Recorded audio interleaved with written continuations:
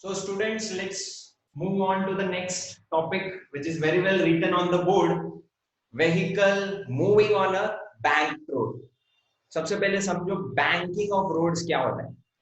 Banking of road is a concept in which roads are given an elevation with respect to the ground. अब ये diagram आप observe करो, इसमें आप देख सकते हो that road को लिफ्ट किया हुआ है. Okay, this is that circular track. Okay, and ये जो पार्ट है उसको एक एंगल दिया हुआ है. तो ये डायग्राम ऐसा है कि ये वाला पार्ट नीचे है एंड ये थोड़ा एंगल स्लांटिंग हाइट पे है. आप अगर सर्कुलर ट्रैक ऑब्जर्व करो घाट्स पर, over there also you can observe कि सर्कुलर ट्रैक थोड़ा एंगल पे होता है, चढ़ान पे होता है. ओके, ऐसे स्लैंटिंग होता है. इवन रेसिंग ट्रैक देखो, फॉर्मूला 1 कार्स ऑब्जर्व करो, वहां पर भी अगर आपको कोई ट्रैक मिल जाए कर्वेचर वाला, शायद उधर भी आप ऑब्जर्व इजीली कर पाओ कि एलिवेशन दिया हुआ, बैंकिंग दिया हुआ. नाउ द क्वेश्चन अराइजेस कि सर्कुलर ट्रैक को बैंक करने की क्या जरूरत है, इससे फायदा क्या होता है. द बेस्ट एडवांटेज इज कि सर्कुलर ट्रैक में आप एक मैक्सिमम लिमिट पे ही ट्रैवल कर सकते हो. बराबर, ये फॉर्मूला हम लोग ने सीखा है कि अगर ये Vmax क्रॉस हो जाए सर्कुलर ट्रैक पे तो डेफिनेटली आपका कार स्किड हो जाएगा and you will be thrown out of the circular track. Correct. So एक लिमिट है एंड वही लिमिट का एक स्पीड लिमिट लगा देते हैं रोड पे कि 40 से ज्यादा मत जाओ, otherwise there is a risk of going away from the track. Correct. So same way अगर बैंकिंग कर दिया तो वो जो लिमिट है वो डेफिनेटली इंक्रीज हो सकता है. Okay, so I've given you very simple values to understand this. This formula is for horizontal circular track, उसमें एंगल नहीं दिया हुआ है. Okay, mu s का वैल्यू 0.4 सब्स्टिट्यूट करो, इसमें r का वैल्यू 100 सब्स्टिट्यूट करो एंड g का वैल्यू 10 सब्स्टिट्यूट करो. तो आप ये तीनों को मल्टीप्लाई करोगे तो I hope you will get an answer as 400. Okay, and 400 का square root that is 20. Got this? So वहां पर 20 की स्पीड भी आप चला सकते हो तो ये आपका सर्कल नेगोशिएट होगा. ओके, अगर रेडियस उसका 100 मीटर है ना. बैंकिंग ऑफ रोड में हम ये सॉल्व करेंगे. Okay, forces and all those things we will solve and Vmax का फॉर्मूला ये आने वाला है at the end. Okay, now ये फॉर्मूला में आप ये सब वैल्यू सब्स्टिट्यूट करो. इधर एंगल देखो 45 डिग्री लिखा हुआ है, that is too huge. Let me tell you, इतना एंगल प्रैक्टिकली कोई भी ट्रैक पे नहीं होता है. 45 is too huge. Maximum 33 degree देखा है, वो भी मैक्सिमम है, उससे कम ही होता है. बट लेट्स से मैंने आपको एक सिंपल जल्दी कैलकुलेशन हो जाए उसके लिए ये वैल्यूज दिया है. सो r into g, obviously this will give you 1000. okay, 0.4 plus tan 45 is 1, 1 plus 0.4, 1.4. This 1 into 1, sorry, 0.4 into 1 is 0.4. 1 minus 0.4 will give you 0.6. इसको कैलकुलेटर से सॉल्व करो एंड आंसर आपका 48.30 आता है. सो डेफिनेटली देखो आपका स्पीड लिमिट कितना इंक्रीज हो गया, कहाँ 20 था कहाँ 48 हो गया. Now you must be questioning, angle 45 degree दिया है इसलिए, यस एंगल ज्यादा दिया उसकी वजह से भी ये ज्यादा है. नेवरदलेस अगर आपने 20 डिग्री का एंगल भी दिया होता, डेफिनेटली आप इसे सब्स्टिट्यूट करो, कैलकुलेटर से सॉल्व करो, 20 तो नहीं आएगा, it will be definitely more than 20. So conclusion is what, banking of road is done so that the vehicle's speed limit can be increased and circular track पे circle easily negotiate हो सकता है. Got this? So that is the reason why banking of road is done. Now next part is हमको ये formula derive करना है. Not only maximum speed, we have to understand the minimum speed also. Maximum speed cross हो गया तो obviously car बाहर चला जाएगा. Minimum speed के नीचे अगर car travel कर रहे हो, then also there is an issue because angle है तो स्लोपिंग है. अगर कुछ ज्यादा ही स्लो स्पीड पे चलाओगे तो कार इधर आ जाएगा, स्लिप हो जाएगा नीचे. So this both cases we are going to study. चलो सो स्टार्ट करते हैं. For maximum velocity this answer we need. Okay, first understand this diagram. यहाँ पर एक कार है, बैंक रोड पे है, जिसका एंगल है थीटा, रोड को एंगल दिया हुआ है एंड ये कार टर्न नेगोशिएट कर रहा है, सर्कुलर टर्न. ऐसे समझो like this it is going that way. इसके पहले मैंने डायग्राम ड्रॉ किया था वैसे टर्निंग में जा रहा है. Okay, and here is that centre. Now forces show करना है इसके ऊपर, so try to understand it is very easy.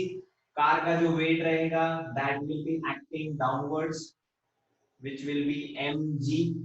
Okay, अब नॉर्मल रिएक्शन को समझो. मैंने आपको बताया है normal reaction is perpendicular to the surface, correct. तो यहाँ पर कांटेक्ट हो रहा है, इधर नॉर्मल रिएक्शन रहेगा. तो परपेंडिकुलर आप ड्रॉ करोगे, it will be like this.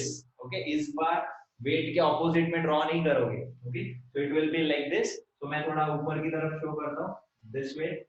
This is your normal reaction. ये आपका वर्टिकल लाइन है, Y axis. By simple geometry हम लोग प्रूव कर सकते हैं कि ये एंगल और ये एंगल सेम है. Okay, this angle is also equal to theta. We can prove that. If you need I can prove that. अब हम क्या करेंगे, नॉर्मल रिएक्शन को रिजॉल्व कर देते दो पार्ट में. यहाँ पर ये लाइन के साथ एंगल बना है, so this will be your cos theta and दूसरा पार्ट इधर आएगा, this will be your sin theta. Okay, resolution हो गया. अब आ गया फ्रिक्शन का कॉन्सेप्ट.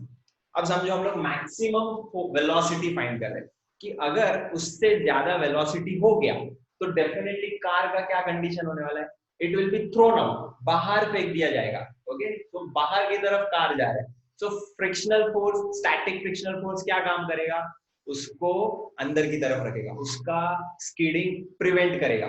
तो फ्रिक्शनल फोर्स अगर उधर है तो सेंट्रीफ्यूगल फोर्स अगर वो साइड है तो स्टैटिक फ्रिक्शनल फोर्स ये साइड होगा. So I can write the static frictional force will be acting this side towards the center. Okay, so that it prevents the skidding of the vehicle. अब ये बहुत simple है. ये angle भी देखो Z shape हो रहा है, so this angle can also be written as theta. Got this? अब Fs को दो पार्ट में रिजॉल्व कर दो. एक ये साइड आएगा एंड दूसरा ये साइड आएगा. so मैं एरोस को थोड़ा एक्सटेंड कर रहा हूं. this is the component of Fs. I hope आप इजीली समझ सकते हो. ये लाइन के साथ एंगल बनाया है, तो ये cos वाला कंपोनेंट हो जाएगा Fs का एंड ये वाला कंपोनेंट हो जाएगा sin, Fs sin theta. And here there will be one more component of Fs which will be written as Fs cos theta. So that is how the diagram is completed. We have two components on this side, one component here and two component this side. Okay, so Fs sin theta, this is mg. Clear with this? Now it is very simple. If you observe, यही वो दोनों forces है जो centre की तरफ act कर. Centre ये side है, करेक्ट. सो इनको ही रिजॉल्व किया हमने और ये सेंटर की तरफ जा रहा है. तो ये दोनों फोर्सेस क्या काम कर रहे हैं, सेंट्रीपिटल फोर्स का काम कर रहे हैं. तो आई can right here n sin theta plus Fs cos theta is our mv square by r, the necessary centripetal force. ये दोनों देखो बैलेंस हो गया. Okay, upward and downward. So upward force is n cos theta is equal to downward force में क्या है, mg plus f sin theta. ये equation 1 है. इसको थोड़ा और सॉल्व करते हैं.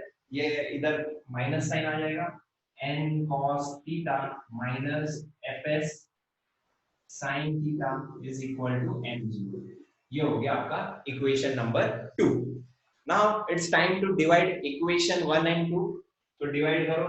So I will write mv square by r divided by mg is equal to, here I will write n sin theta plus fs. I hope आपको पता है, it can be written as mu s n and then cos theta divided by n cos theta minus Fs के बदले फिर से mu s n sin theta. Okay, सिर्फ मैंने divide किया. Now our next step is quite easy. हमको एक चीज याद रखना है, ये आंसर लाने के लिए हमको tan चाहिए. सो tan कैसे मिल सकता है, simply we need sin upon cos. So अगर मैंने यहाँ पर cos से डिवाइड कर दिया तो मुझे tan मिल जाएगा. एंड tan के साथ कैपिटल N नहीं चाहिए मुझे. So that is very easy to understand कि हमको ये पूरे इक्वेशन को n cos theta से डिवाइड कर देना चाहिए, numerator as well as denominator. I will write divide by n cos theta, numerator as well as denominator. तो यहाँ पर तो v square upon r g है। अब इधर देखो n cos थीटा इसके साथ डिवाइड करेंगे तो n और n कट हो जाएगा, sin अपॉन cos आपको मिलेगा tan, प्लस ये दोनों को डिवाइड करोगे n n cos cos, सिर्फ क्या बच जाएगा आपके पास म्यू s डिवाइडेड बाय, ये दोनों को डिवाइड करोगे पूरा ही कट हो जाएगा, you will be left with only 1। ये दोनों को डिवाइड करोगे n कट हो जाएगा, म्यू s बचेगा, sin अपॉन cos बचेगा। So I hope you will get mu s sin upon cos is tan, mu s tan। आप लोग देख सकते हो लास्ट आंसर बहुत नजदीक है, v square is equal to ये टर्म को इधर मल्टीप्लाई कर दो r g, ये सब ब्रैकेट में tan theta plus mu s 1 minus mu s tan theta, बस लास्ट स्टेप है which is taking the square root, so we get our final answer of maximum speed। Okay, अब maximum speed कैसे समझना, because हमने यही assume किया था कि कार यहाँ पर स्किड कर रहा है, ओके, एंड उसको स्किड करने से रोकने के लिए फ्रिक्शनल फोर्स यहाँ पर एक्ट कर रहा है। तो इससे समझ में आता है कि हम लोग को मैक्सिमम स्पीड का फॉर्मूला मिल गया। अब मिनिमम का केस होगा तो क्या रहेगा, मिनिमम से कम हो गया तो कार नीचे की तरफ स्लाइड होगा, बिकॉज स्लोप है एंड स्पीड बहुत कम है, तो नीचे की तरफ स्लाइड होगा, तो फ्रिक्शन क्या करेगा, उसको प्रिवेंट करने के लिए ऊपर की तरफ एक्ट करेगा। सो that is how you can identify कि हम मैक्स के लिए सॉल्व कर रहे हैं या मीन के लिए। Okay, if friction is acting downward towards centre it is max, if friction will be acting upwards okay it will B minimum. Got this? So let's solve for V minimum. Okay, FBD वही है, car is there which is negotiating a circular turn, bank road है, angle theta, car का weight है which is acting downward mg, normal reaction मैंने आपको बताया it should be perpendicular to the surface। okay, and by geometry we can easily prove that this angle and this angle is same theta। Okay, चलो मैं prove भी कर देता हूँ। Let's say यहाँ पर मैंने ये हॉरिजॉन्टल लाइन ड्रॉ किया है एक्स एक्सिस, ओके, सो ये जेड शेप बन गया, so this angle is theta, so this angle will also B theta. अब आपको पता है एक थीटा है तो 90 डिग्री टोटल एंगल होगा, तो उसका दूसरा कॉम्प्लीमेंट्री एंगल 90 माइनस थीटा होगा। अगर एक 90 माइनस थीटा है तो दूसरा एंगल ऑब्वियसली थीटा होगा। तो यू कैन चेक, ये देखो ये पूरा 90 डिग्री है फ्रॉम दिस टिल दिस, उसमें से ये वाला एंगल थीटा हम प्रूव कर चुके हैं बाय अल्टरनेट। तो अगर मैं ये वाला एंगल पूछूं what will be this angle, then definitely you will say 90 minus theta, because theta और ये देखो 90 हो रहा है। Okay, so this will also be 90 minus theta and ये दूसरा एंगल हो गया फिर theta. Got this? So this is how we can prove that ये एंगल भी थीटा है, एंड रिजॉल्व करना भी एकदम सिंपल है। ये हो गया n cos थीटा इसके साथ, and this will be termed as n sin theta. अब इंटरेस्टिंग कॉन्सेप्ट है frictional force, static frictional force. इस बार हम मिनिमम वेलोसिटी के लिए सॉल्व कर रहे हैं। तो अगर मिनिमम वेलोसिटी से वैल्यू व्हीकल का कम है तो क्या होने वाला है, because of the slanting slope okay, ये कार नीचे की तरफ आएगा, it will slip down. Frictional force का काम क्या है, इट शुड प्रिवेंट स्लिपिंग, तो इस बार फ्रिक्शनल फोर्स उसके ऑपोजिट एक्ट करेगा। So I hope you understand, frictional force will be acting upwards, that is on this side, fs। got this? अब वही करना है, इसको भी रिजॉल्व करना है, तो यहाँ पर मैंने इसको एक्सटेंड कर दिया। ओके, अब आप ये देखो ये थीटा है तो ये भी थीटा हो सकता है, करस्पॉन्डिंग एंगल का कॉन्सेप्ट है। Okay, these are two parallel lines। Okay, so ये थीटा और ये भी थीटा, ये थीटा है। अब बहुत इजी है रिजॉल्व करना, this part will be termed as f cos theta, उसके साथ एंगल बनाया, एंड दूसरा पार्ट ये साइड होगा अपवर्ड डायरेक्शन में, fs sin थीटा। तो इस बार अपवर्ड डायरेक्शन में दो फोर्सेस है। Got this? Now we can easily understand this two are very well balanced. So इसका इक्वेशन लिख देते हैं। I will write n cos theta plus fs sin theta is equal to mg।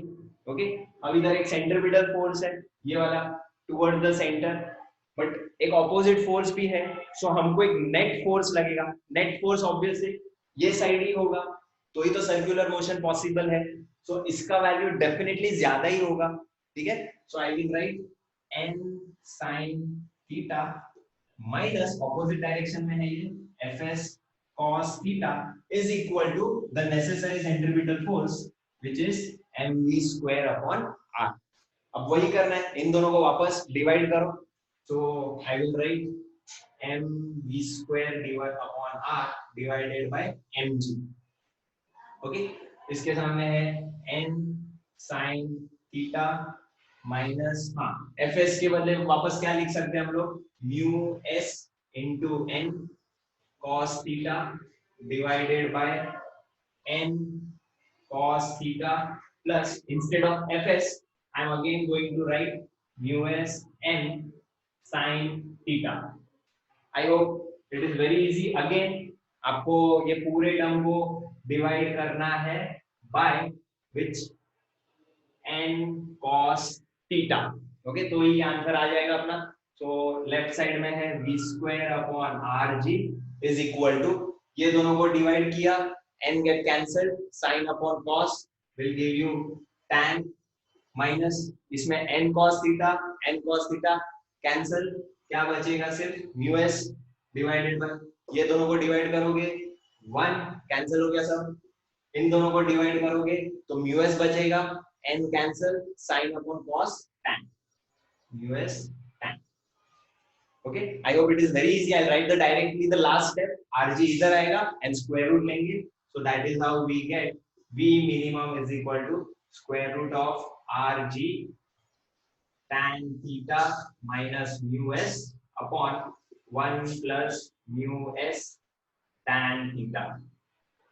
So this is how we get the value for minimum velocity as well। So students, ये last topic है related to banking of road। In this topic we are going to study about optimum velocity। अब optimum velocity एक ऐसा concept है जिसमें frictional force की जरूरत ही नहीं है for negotiating the turn।